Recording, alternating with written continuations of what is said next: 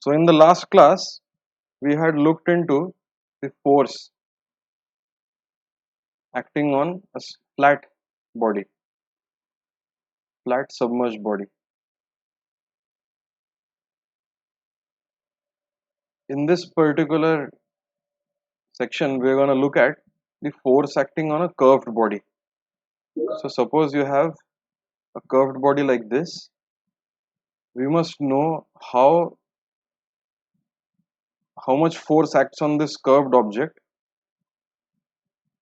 in the x and in the y directions. So consider this to be the free surface. So Please how sharing your screen. ah I have to now start my recording again. Come on. Thanks for notifying. This happened to me last time also. I should have understood when someone pinged me. Okay, let's start again. In this session, we're going to look at the forces acting on curved surfaces.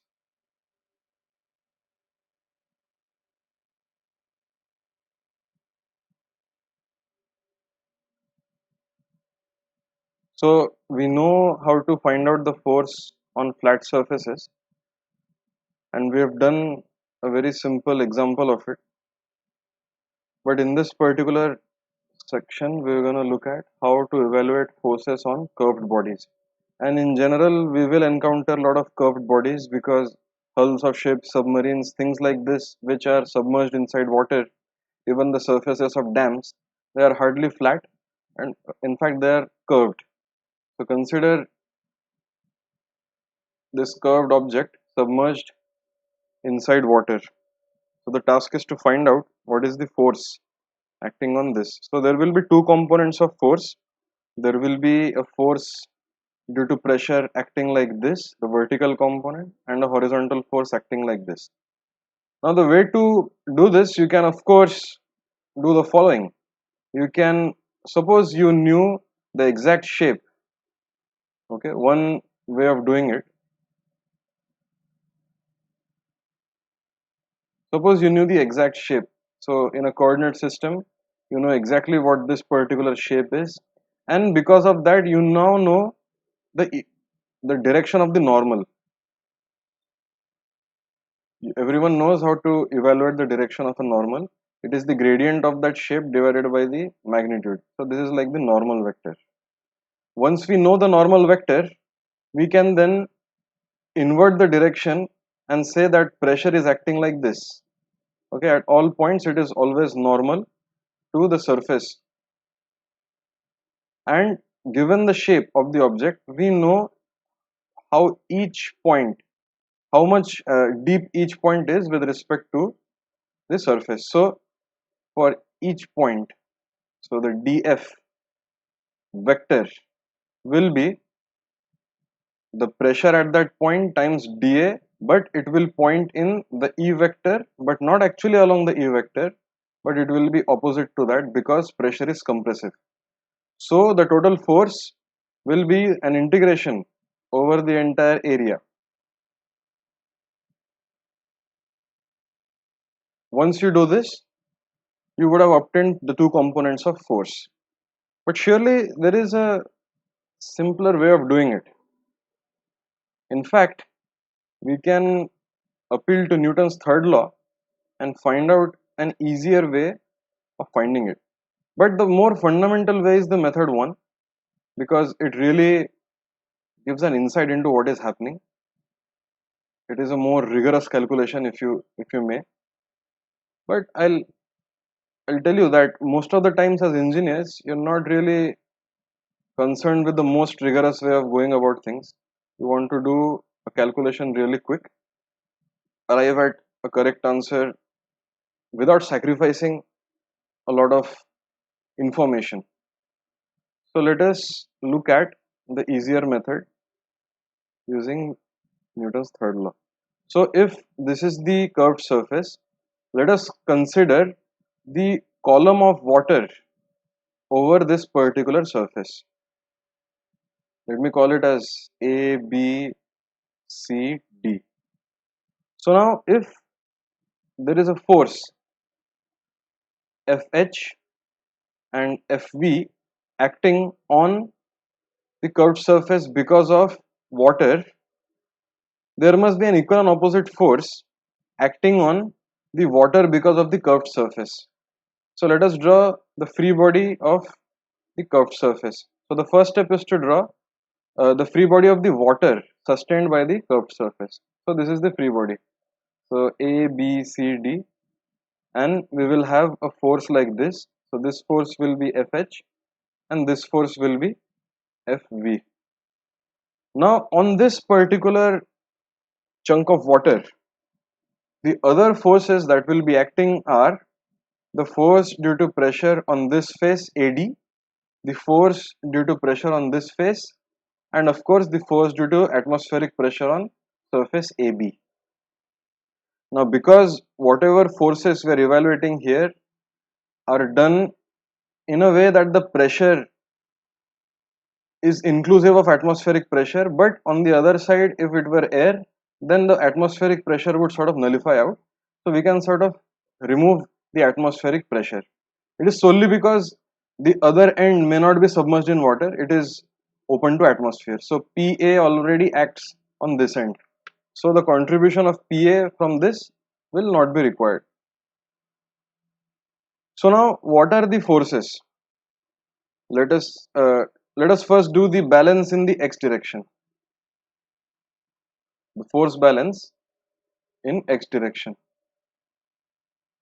If I project BC onto AD and I call this as C prime, so the forces due to pressure acting on AC prime and BC prime and BC will be exactly equal and opposite in direction, and so they will cancel out. So the only force that will act is because of C prime D. So I have force acting on C prime D, which is in this direction, minus the horizontal force because of the surface onto the chunk of water. This will be equal to 0. So Fh is equal to F C prime D. Physically, it means that the horizontal force acting on the curved surface is equal to the force acting on the projection of the surface onto the y-axis or the z-axis. Let us call this as the z-axis. So it is simply the force due to pressure acting on the projected area on the z-axis, and we all know how to find F prime C. We have already done this in the previous class, so we are not going to elaborate on that. Now what about the forces in the y direction? In this free body we have forgotten to write down the weight of this entire fluid chunk. So the weight of this chunk will be, let's just write it as W. So let us do the force balance in the y direction. So we have weight minus Fv is equal to 0, and it means that Fv is simply going to be equal to the weight of the entire chunk of fluid, and the interpretation is the vertical force acting on the curved surface will be simply the mass of the water above its curved surface. Okay, so these are the two interpretations, and it is very, it seems very counterintuitive that this is the result, but it follows from elementary considerations of Newton's third law. Now once you found this, the question will be, at what point does this equivalent force act? Whether it acts over here or over here, where does it actually act? So it acts in a way that, so let us graphically draw it. Let us graphically draw the forces. So once you found Fh, the horizontal force, it is sort of acting only on this area. So it will be sort of at the center of pressure of this particular projected area. So somewhere over here, because this is like the centroid, or suppose this is the centroid C. So it will act somewhere over here. So it is somewhere on this axis. Okay. Now the entire weight of this body, it is sort of acting through the centroid. So now it is somewhere along this. So the combination of this axis and this axis will give you the direction of the force, and wherever that force intersects the surface is sort of the location where the force by the water on the surface would also act. Okay, so this is the force, it lies on the center of pressure of CD prime, and this is the vertical force which is passing through the centroid of this entire mass. So the equivalent force would lie on this line and it intersects the surface over here. So sorry for making it a bit cluttered, but it is very easy to understand what I'm talking about. In fact, I can redraw it for everyone's benefit. This is the curved surface. The force in the vertical direction is over here and it is over here. So equivalent force direction is this, and wherever it intersects the curved surface, that is the location where the force acts. So now we know how to find out the force on curved surfaces. In fact, these kind of calculations are very important to understand the forces acting on dams, because a shape of a dam is typically something like this.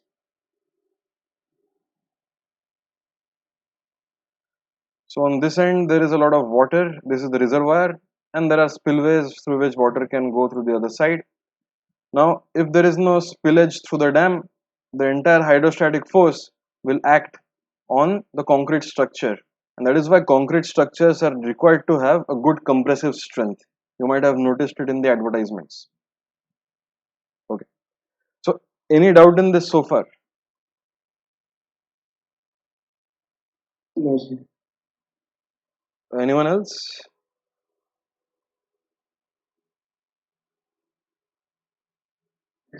Excuse me, sir. Yes.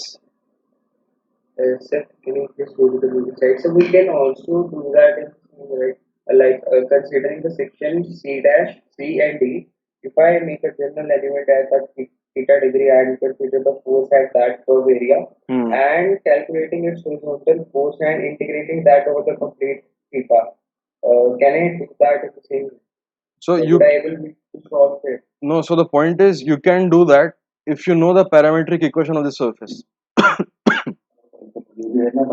Sir, but you'll get a general आप download करो पर तुम्हारा login करो पर What? we'll always we get the yes एक और था अरे नेट का है वीडियो फ्रीक्वेंसी फ्लो ऑडियो ना जो हमारा वहाँ पे नहीं आ इसलिए जा What is going on, man? So, so like what he is saying is that we can consider a small no, that is element okay. of But area someone told me something in a different language. That is what I'm trying to ask. I understood what he said.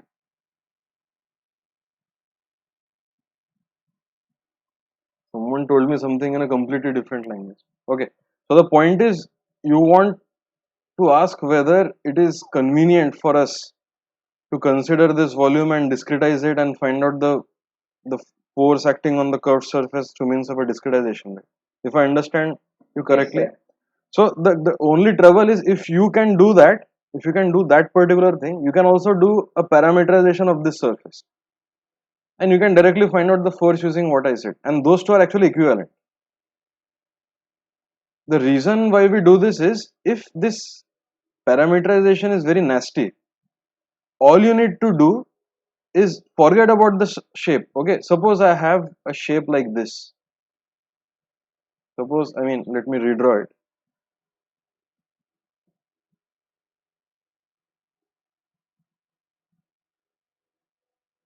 Suppose I have a shape like this. Then what do you do? So we consider the horizontal and vertical projections on the area of the surface. Yeah, so that is what. So eventually you do fall back on the projection way, because a projection is much easier to find out than the actual thing. Okay, that is what I'm trying to say. Yes, sir. Yes. Nothing else. Got it. Yeah.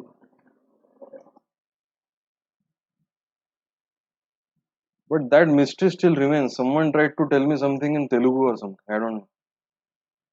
Sir, I just had one, momentary confusion. Like Okay. when you do that wavy line, actually, Yeah. like what if that wavy line dips below the, Yeah. So you have to, like the. no, you have to take that projection of the dip. It would Okay. be, yeah. Okay. Naval architecture students have to really understand all these things properly. Okay. So, okay, let us move on to the next concept, that of buoyancy.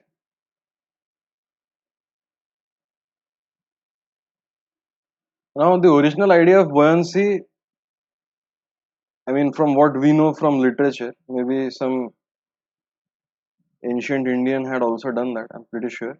But Archimedes is credited for sort of laying the foundation stone for the idea of buoyancy. So, what he said was the body immersed in a fluid, it experiences a buoyant force which is equal to the weight of the fluid it displaces.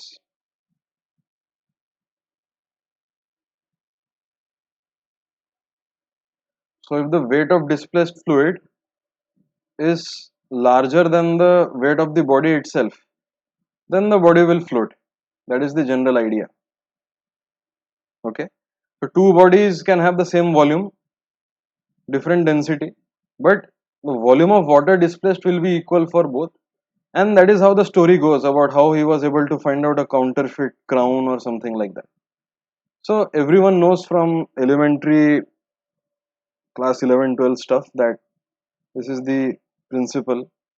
Now, let us try to find out, I mean, sort of proof for this statement. So, let us consider an object immersed like this. Okay. Let us take the projection of the object like this. And I mean, let us not do the projection one. Let us consider this area, this small area. So, it is curved, no doubt, it is curved on both ends. But we have already seen that the force acting on these curved areas in the vertical direction is sort of the weight of water on top of it. Okay. So, let us write down the expression. So, the buoyant force will be equal to the integration over the entire body, the pressure at point 2 minus the pressure at point 1 dA,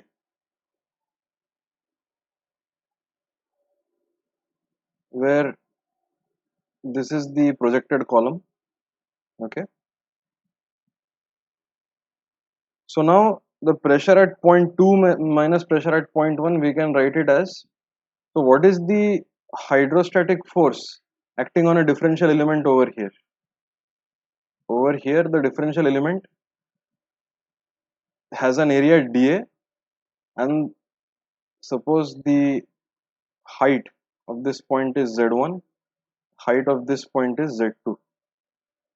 So on that differential element it will be rho g z2 minus rho g z1 times dA, and this is equal to rho g comes outside z2 minus z1 dA. So now if you were to find out the volume of this element, so you what you would, this is the integration that you would do. So you would parameterize sort of the distance between the two areas and you would integrate over the area, and the parameterization of the z would sort of contain the information about the shape of the object. So how z and dA would vary together, that would give you an idea of the shape of the object. So this is something which we have also done in elementary 11 and 12. So this is equal to rho g times integration dA times this gap between the two areas, sort of the thickness, so delta z. So integration delta Z dA over the entire volume is nothing but the volume. So rho g times the volume. So the buoyant force comes out to be equal to rho g times the volume. So it is the mass of the displaced fluid. So rho gv is the volume of the object, and that is also the volume of fluid that has been displaced. So the volume of fluid that has been displaced times the density of the displaced medium times gravity. So this is the mass of the displaced fluid. Weight. Yeah, it's not the mass, it's the weight. Yeah.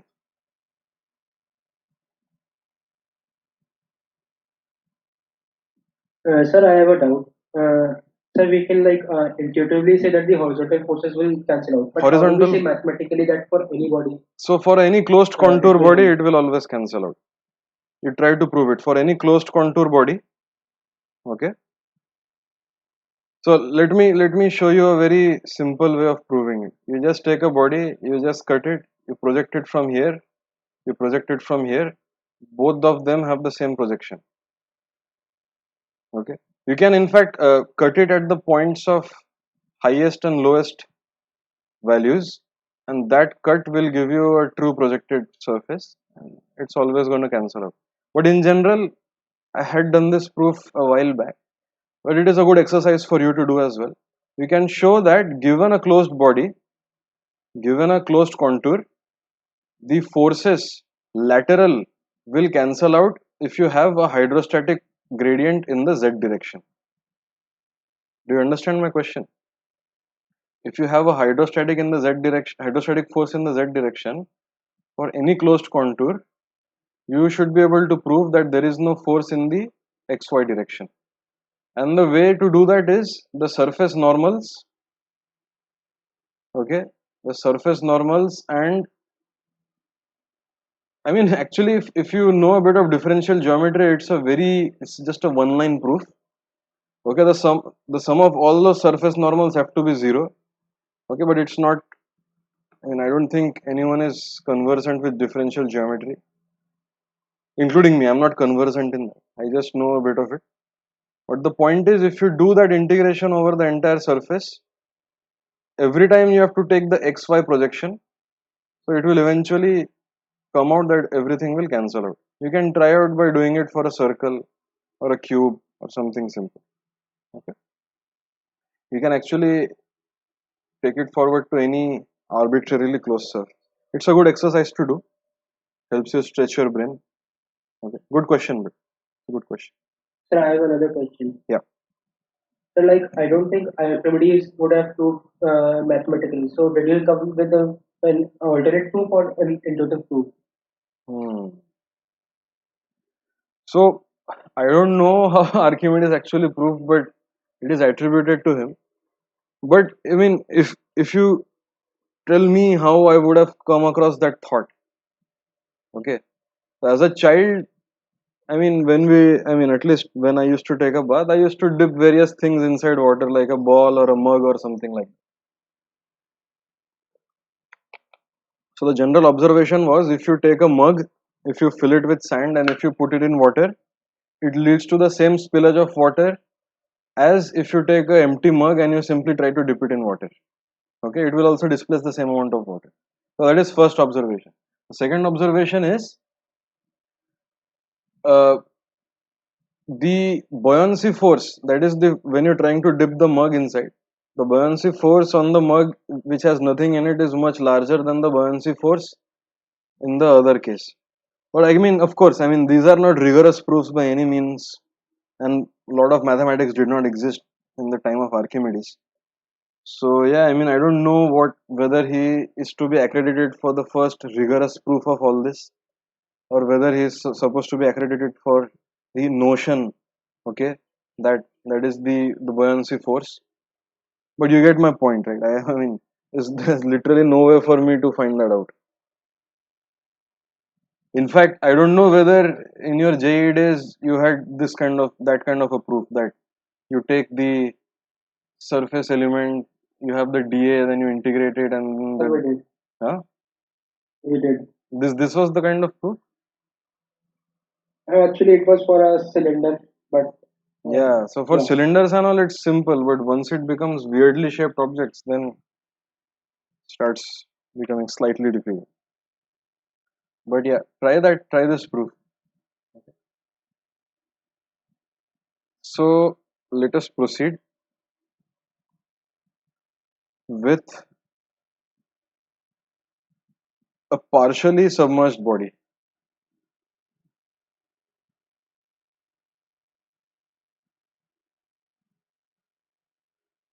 So if we have a submerged body, the mass will act from the center of mass. Okay, hence it is the center of mass. The weight will act from the center of mass. Sometimes I use it interchangeably. But where does the buoyancy force act?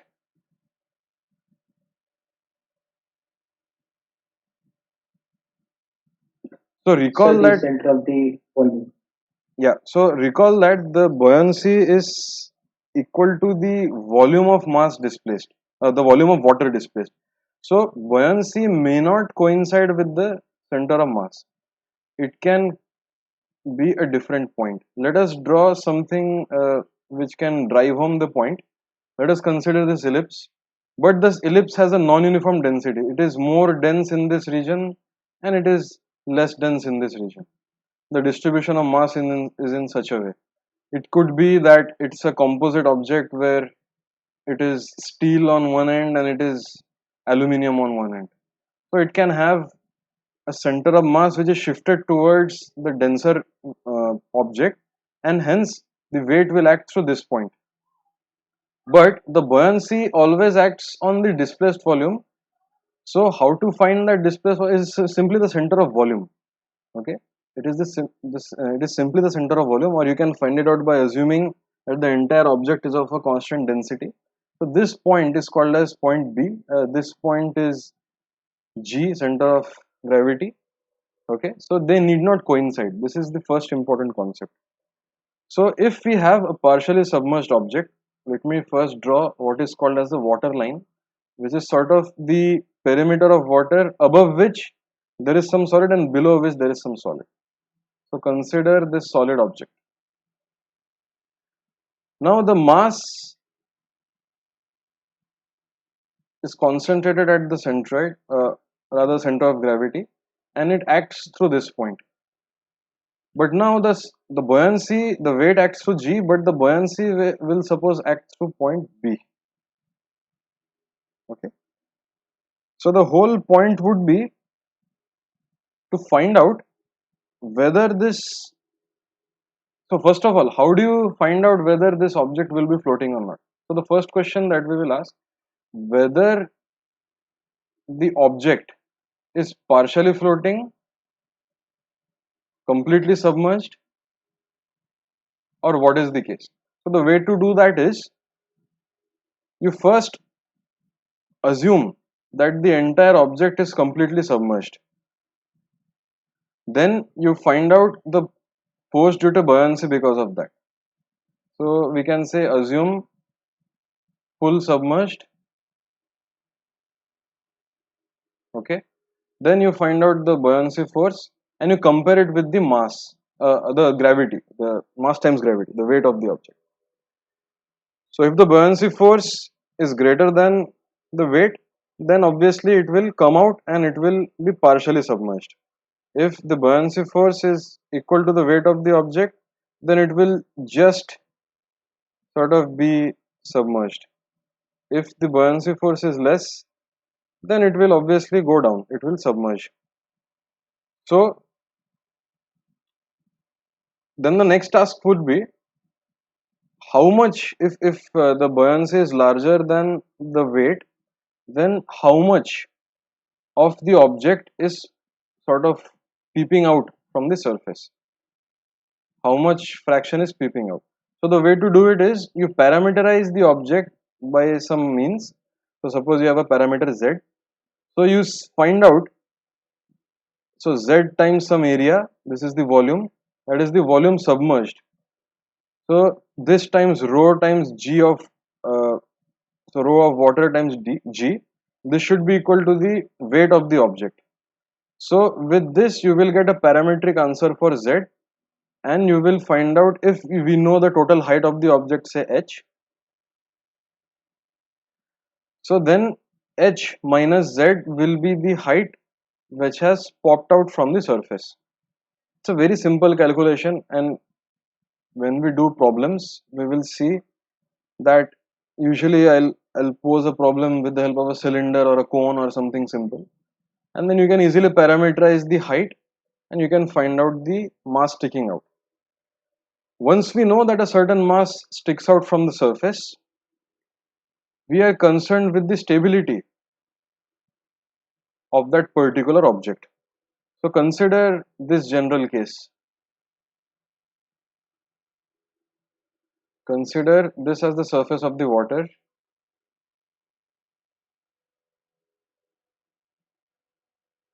So the center of mass is over here. So this is point G. Now let me tilt the body about this point.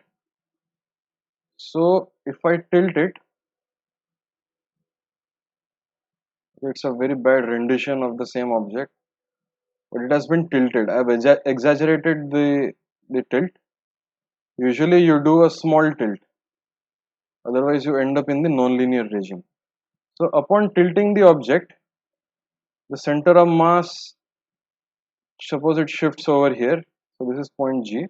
But now because of the tilting, you have sort of gained some of the volume over here. So before tilting, this was the line of the water.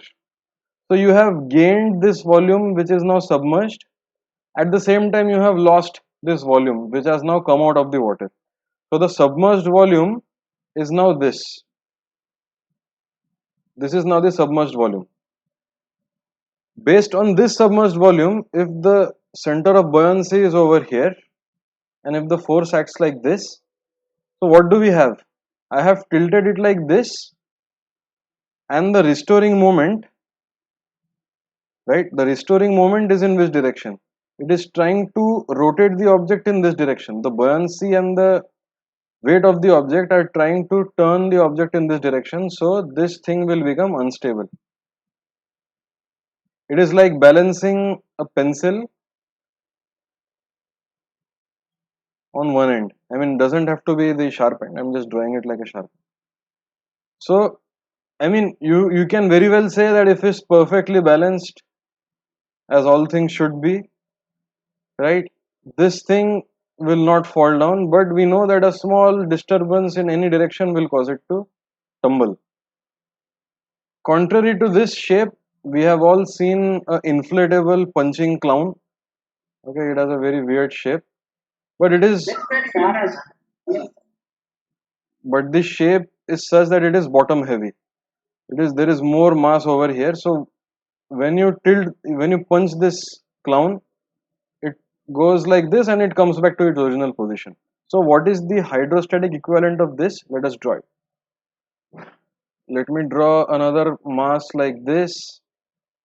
Let me draw the water line.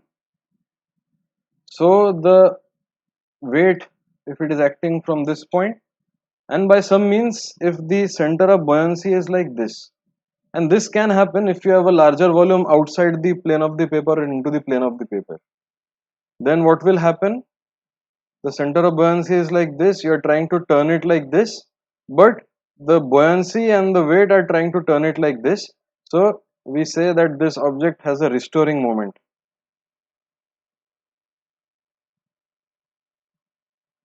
We say that this object has a restoring moment and it is stable. It is very much like this inflatable clown thing. So that is the physical intuition behind the stability. Any questions so far? So won't it be unstable in the opposite direction? Which direction do you mean? Like in this direction, If you I are do it getting like this? in the yes, sir. Yeah, I mean, that is just this case.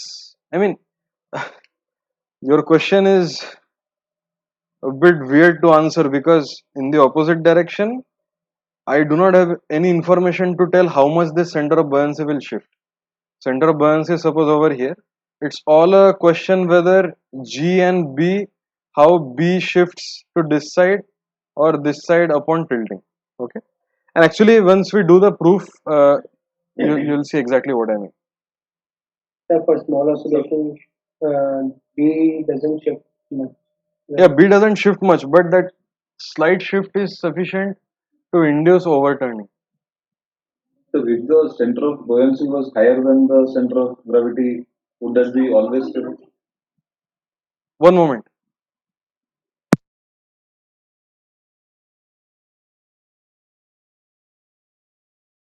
Yeah, sorry about it. Yes, tell me, please. Yes, sir. I was asking if the center of buoyancy was higher than the center of gravity. I mean, would that always be stable in any direction? Yeah, it becomes unconditionally stable.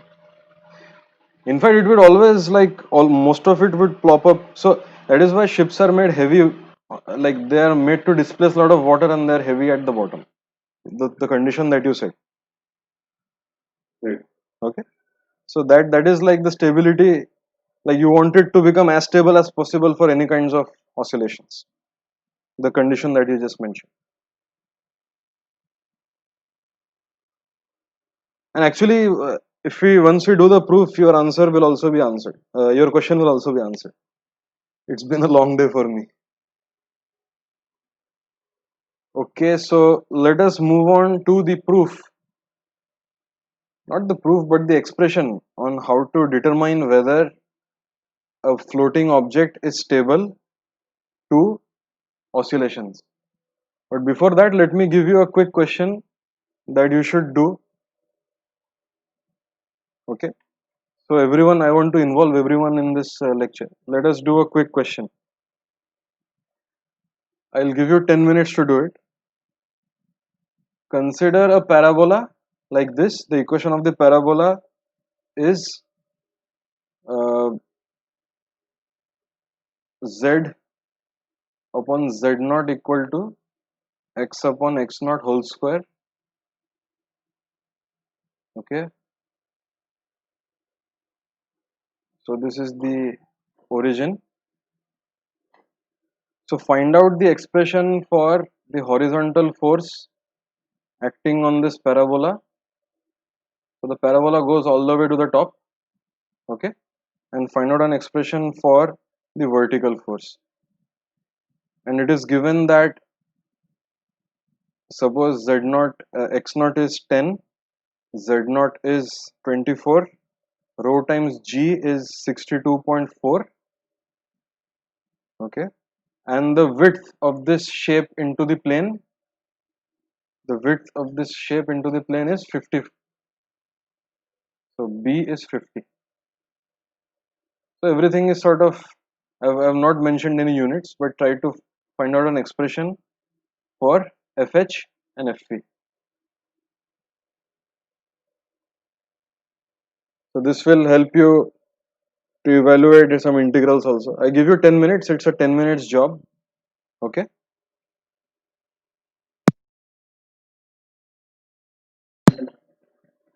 Yes. So it's Z naught. This height is Z naught. Okay. And this point is X naught. Okay, so I've given you some more clues.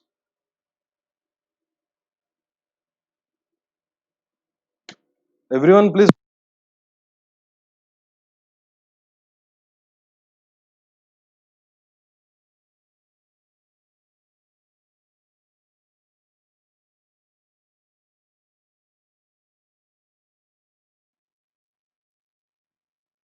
Let's continue. You do it in your free time in your respective homes. Let us go to now the derivation for the stability of a floating object which has been tilted by a certain angle. So let me draw What is the answer? What is the answer? what Ayush told. Approximately 9 lakh units in the horizontal direction and approximately 5 lakh units in the vertical direction. So now I'm going to record this, so it's better to stay mute, and I'll let you know when you can ask questions. Okay, so please. Okay, so let us proceed to find out the stability of a floating object which has been displaced by a small angle theta. From the physical intuition that we have had so far, it is all about the turning moment, but let us cast it in a slightly more rigorous manner. Let us first draw the water line and let us draw the object. Suppose the object is something like this. In fact, let me draw it a bit deeper.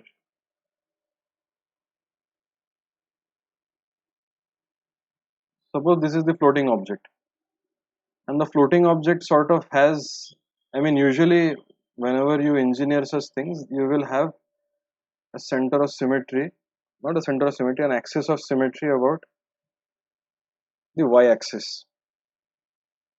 Now this object is tilted. Let me again draw the tilted object.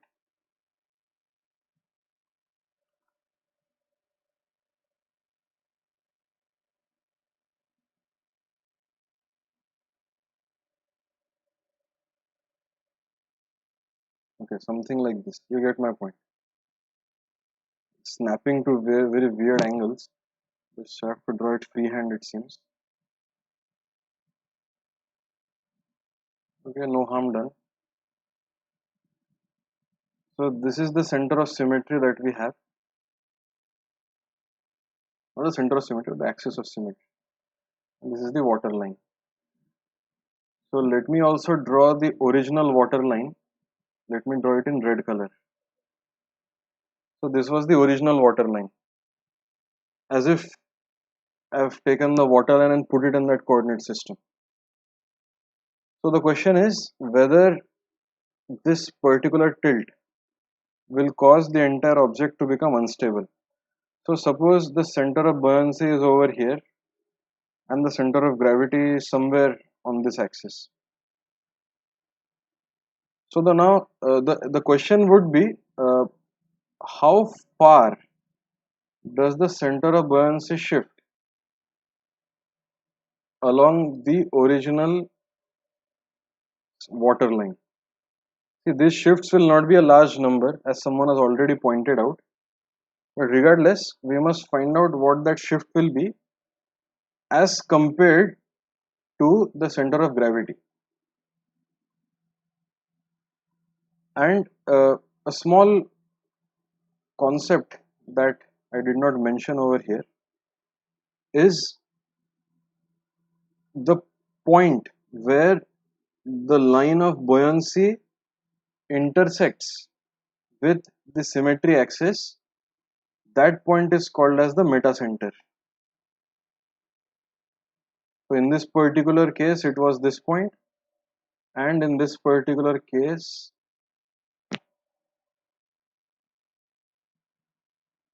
it will be this projection onto this, and it will be this point. So this point is called as the metacenter. So let us go to our diagram. If this is the shift, then the buoyancy is acting over here, and this is the axis. So we will extend this all the way to the axis, and this point we will call it as the metacenter. So if this angle is theta, this angle will also be theta. That is understood. And let us center our x coordinate along the water line. So this is the x coordinate. So now how has the buoyancy force changed? Like we have already seen, this particular volume has come out of water and is no more contributing to the buoyancy force. But this amount of water, this amount of volume has gone into the water, and now it will contribute to the buoyancy force. So our whole task is to find out this particular shift of point B. So the shift of point B multiplied by the volume submerged this is like the average quantity, it should be equal to an integration of x times the volume at a given x. So it will be x times the volume. But what will be this particular volume? So let me call it as A, B, C. Okay, B I have repeated. So let me call it as PQRS. So let me call this PQRS TU, and let me call this origin O. So this particular integration will happen over which particular volume? So that volume will be QOUSR.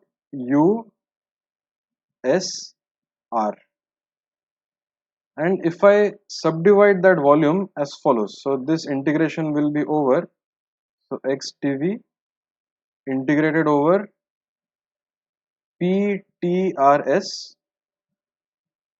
which is the original. So PTRS you can relate to this point. So this will be P, T, S and R. So this is the original submerged volume plus integration x dv for the new submerged volume, that is UOT, minus integration of the submerged volume that has been removed, and that particular volume is POQ.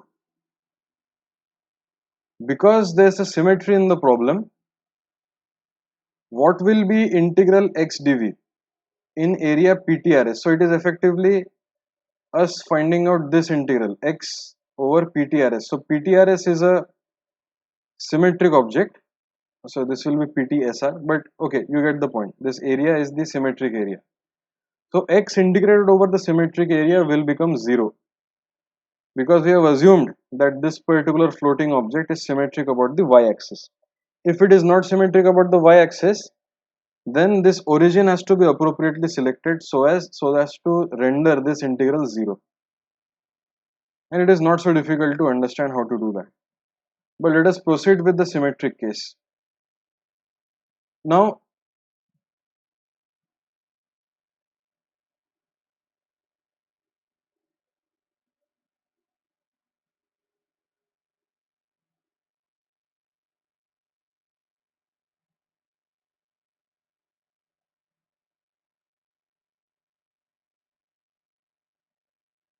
so if this is the x location over which we are doing the integration, so x dv is sort of integration x times this area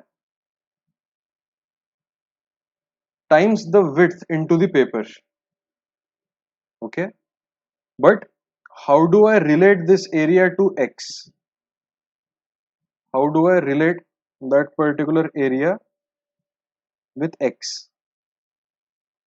So that particular integral will be integral x times, so what will be the depth from the surface?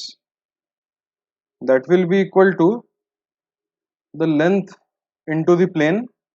So if I call it as L times dx times the height. So if this angle is theta, then this angle also becomes theta. So the height will be x times tan theta.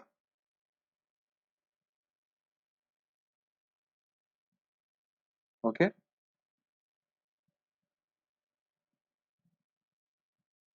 And what about this particular volume? So that will be minus integration of x times, now this is the volume lost. So this okay, so we have to classify this submerged volume. Actually, this is not the appropriate projection. This is the appropriate projection. This submerged volume and this volume, they will also cancel out. So effectively, we are only bothering with this area and this area. So at a distance x, in the negative x direction, we will have minus of integral x times the area, so it will be L times dx, but now the height will be below, so that height will be minus x tan theta. So again I repeat, this particular area and this particular area are not of particular concern to us because they will cancel out in the integration, but this particular lost volume and this particular gained volume is something that we are more concerned about.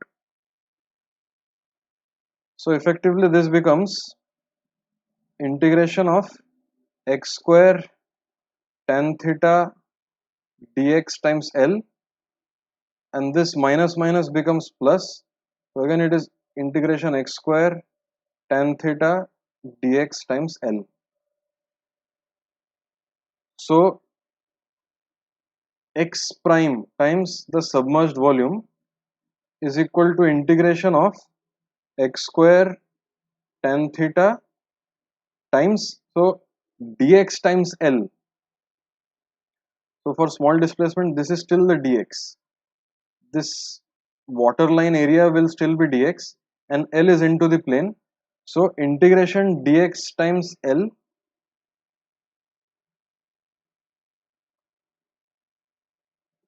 it remains, and we can write it down as tan theta goes outside times integration x square times the area of the waterline.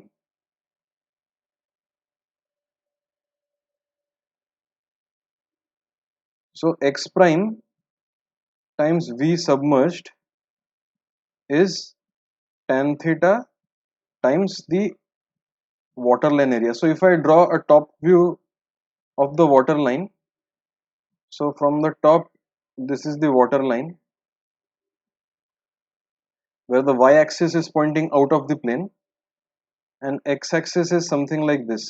So if this is the waterline, this perimeter, the area enclosed by this perimeter is like the waterline. So above this, in above towards us will be the object floating, away from us will be the submerged object. So integration of x square times the area is sort of finding out the second moment of area. So we call it as I naught. So this is like the second moment of area. So it is the second moment of the floating area. So x bar is equal to I naught, or we can add x naught into upon tan theta is equal to I naught upon v submerged. But what is x bar upon tan theta? So x bar is this distance.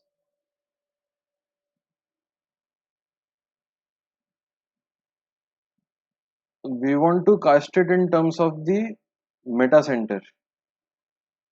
So if this is the angle theta, this will also be the angle theta. So from trigonometry, x bar upon mb, that is equal to tan theta, because x bar upon mb is equal to tan theta. So this is going to be mb.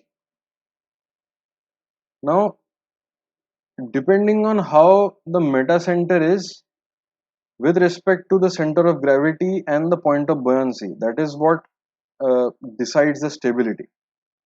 If we go back to our diagrams where we tried to discuss intuitively, so here the object was unstable.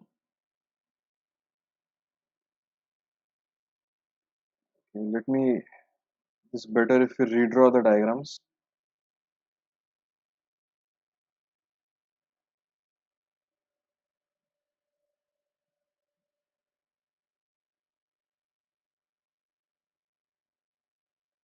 So if this is the center of gravity and if this is the buoyancy, the object has been tilted like this,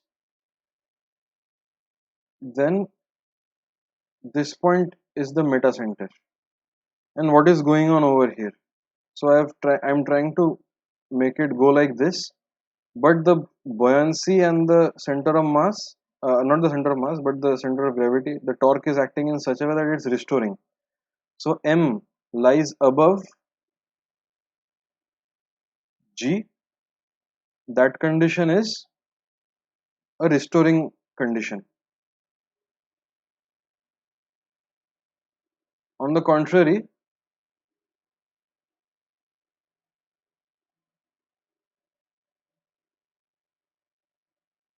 when the center of mass is like this, so this is point G, and the buoyancy is like this, okay, then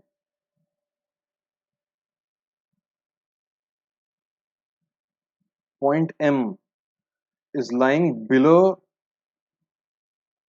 the center of gravity.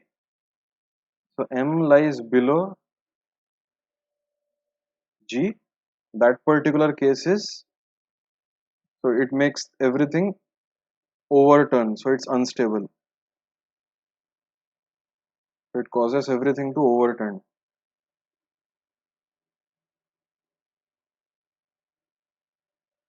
So now with the help of this information, we really want to understand how we can build in this criterion into whatever we have derived so far. So MB, we have an expression for MB in terms of the shift in B and tan theta, and effectively in terms of the second moment of area of the surface at which it floats and the submerged volume. So MB is equal to, suppose G were to be somewhere in the center, so MB can be written as mg plus GB. So MB can be written as mg plus GB, and this implies that mg is equal to I naught upon the submerged volume minus GB. Now if mg is positive, that means that m is below G. Okay, so when this entity is positive, it means that the meta center is inside G. So what does it mean?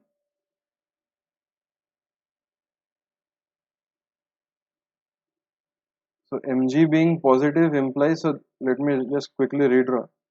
So this is m, this is G. So if mg is positive, then m lies above G. This is what we have drawn in the slide above. Then this thing is stable. Now I naught is positive because it's integral x square. So it's the second moment of area about this particular axis. So it is stable. What about V submerged? That is also positive. So if this is positive, it all depends on GB. So like William had asked, if G lies below B, then this becomes negative and mg always becomes positive, so it becomes unconditionally stable. Is that okay? Yes, sir. On the other hand, the entire thing now depends on the combination of I naught V sub, that is V submerged, and GB. So GB will have a certain value, and it is now all dependent on the combination of the second moment of the waterline area divided by the submerged volume. If the submerged volume is very large, but the I naught is not that high, then mg will become negative and the whole body can overturn. But what does it mean to have a high I naught, large I naught?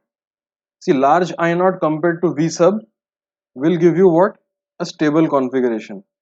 So large I naught means that if this is the floating object, right,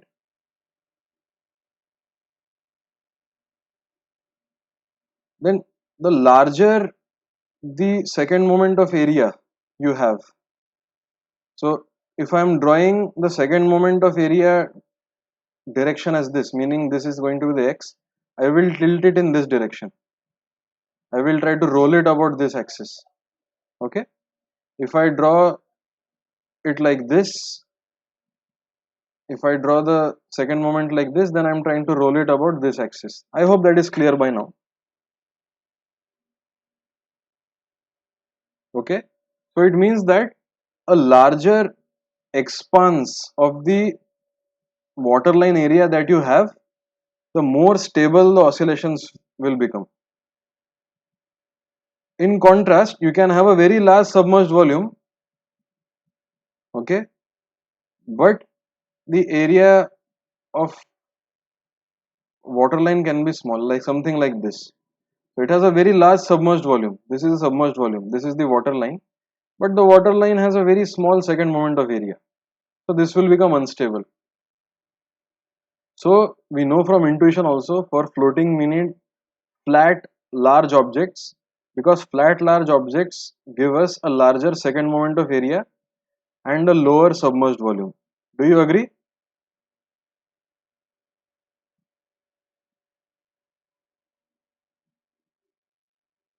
Anyone?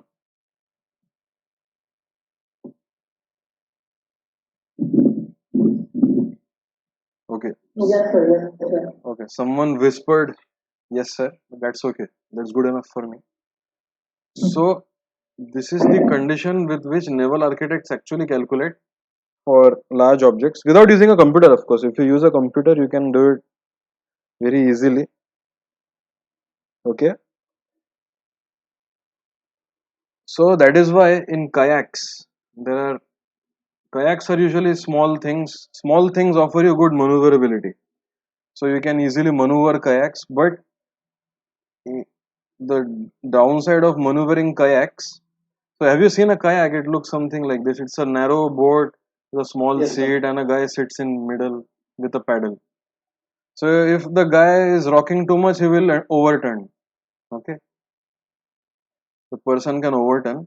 So to avoid that, they install what is called as outrunner.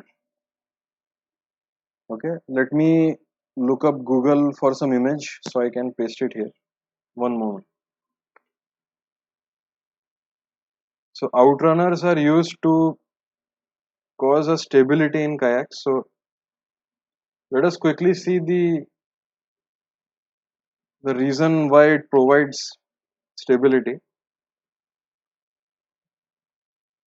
Oh, sorry, it's not called a outrunner. Outrunner is a type of BLDC motor. It's called as an outrigger. My bad. It's called as an outrigger. Okay. So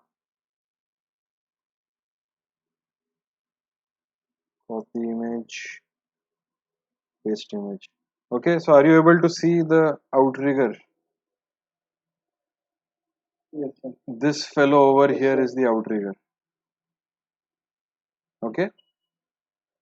And so what the Yes, outrigger? sir. So outrigger actually helps you provide stability with respect to pitch in this direction. Without this outrigger, you would easily overturn if you're trying to roll in this direction. Okay. Is this clear? I mean, someone tell me. This is the Yes, defining sir. of this entire lecture. Yes, sir. Sir, so the outrigger is placed on one side so I, that the person can paddle or row the boat on the other. no, no, no. It has nothing to. I will tell you why there is only one outrigger in this particular diagram. I will tell you. It's a very nice answer. So wait. So outrigger is now giving you this extended floating area. This water line is there from the outrigger. So integration x square d area of the water line for the outrigger. But now this x is quite large because you have a large x, this length of this rod. Okay, that is giving you that extra area for the outrigger to provide a large moment of inertia, a large second moment. So this is clear, right? Yes. So now why only one outrigger?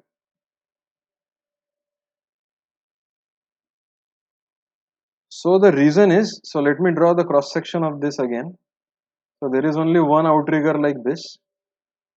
Now suppose, so this outrigger will cause a stable direction like this. If you're trying to roll like this outrigger will give you a moment like this, and everything will restore back. But what about if you try to roll along this direction? Let me draw it in So red. maybe the person can shift himself so No, that no, no, no. So the weight of the outrigger itself. So oh, when it comes out of water, so suppose he is trying to tilt like this, so the kayak becomes something like this. Okay. So now the weight of the outrigger is acting in this direction. So that provides the restoring torque in this direction. Okay. So in this case, if he's trying to roll in this direction, the outrigger weight provides the moment. If he's trying to roll, oh sorry, if he's trying to roll in this direction, then the added buoyancy because of submerging this and the fact that the buoyancy acts at a larger distance from the axis around which is trying to roll, that moment is able to restore. Okay, so is this clear? It's a very nice engineering solution. Sir, but why just one? Why not two? Why not two outriggers, like two outriggers on the same direction, or one on this, one on the other? On the opposite direction, they will give even more stability, right? Yeah, so the reason is the more outriggers you put, the more fluid drag you are introducing into the system. Okay, so when you are actually pedaling, you want lesser submerged area to overcome your rowing power. So if you have more submerged area, you have to row more, you have to have more power. So it's like a trade off. Okay, so good. It was a good discussion on stability of floating objects. Go through the derivation once again. It's not at all difficult, but it's all a question of you deriving it once more. And in the end, you end up with a very simple answer. All right. So, yes, any doubt? But can you please explain why mg equal to gb plus what that equation was? Which equation? When you wrote mb equal to mg plus gb, how did you Okay, write okay. that? So, we assumed, so we only have the meta center because we can at best look at the intersection of the shifted point. This is the shifted point, this is B prime. So B prime is the shifted point with respect to, we can extend B prime to cut the axis of symmetry at point M. So all we have is MB. So we can assume that point G lies somewhere inside the line MB. Okay, that is just an assumption. So ideally what you can do is, you can find out MB and you can find out the distance GB and you can compare these two distances also. Okay, if MB is larger than GB, if MB, this distance, is larger than GB, that is this distance, then you know it's stable. But to cast it in a slightly more usable form, we assume that G lies somewhere between M and B, and thus MB, length MB, we can write it as length MG plus GB, nothing else. It's just a way of conveniently casting everything as a single shot formula.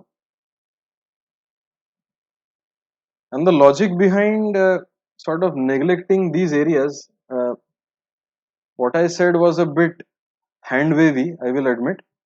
But see, you are studying everything under small deformations. So it's like these shaded areas are almost like these shaded areas.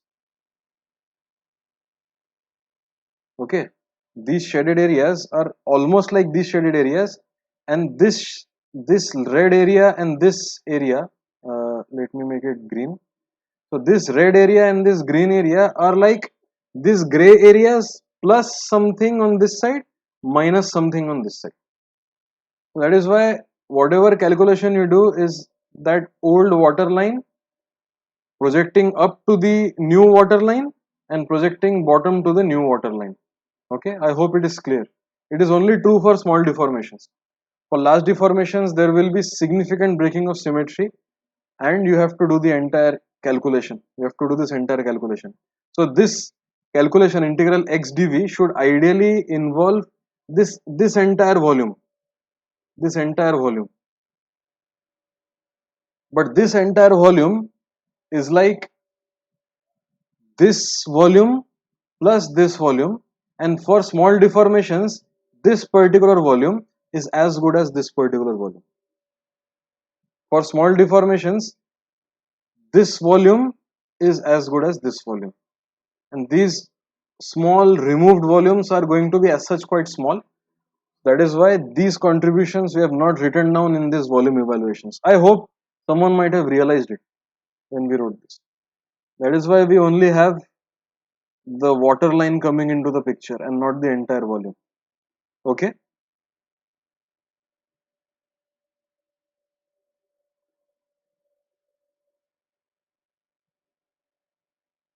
Anyone has any doubt? You can ask me. Sir, I had a doubt on related topics. We have a quicksand. So how uh, effective is considering a quicksand a fluid? Like, if someone is sinking in a quicksand, uh, Yeah. how good is the approximation of assuming it to a fluid? Well, it is Like actually by increasing classified as a something. non-Newtonian fluid, and the kind of non-Newtonian fluid it is, I think it's called as a Boger fluid. Okay, so a Boger fluid is like a solution which contains a lot of particulate matter.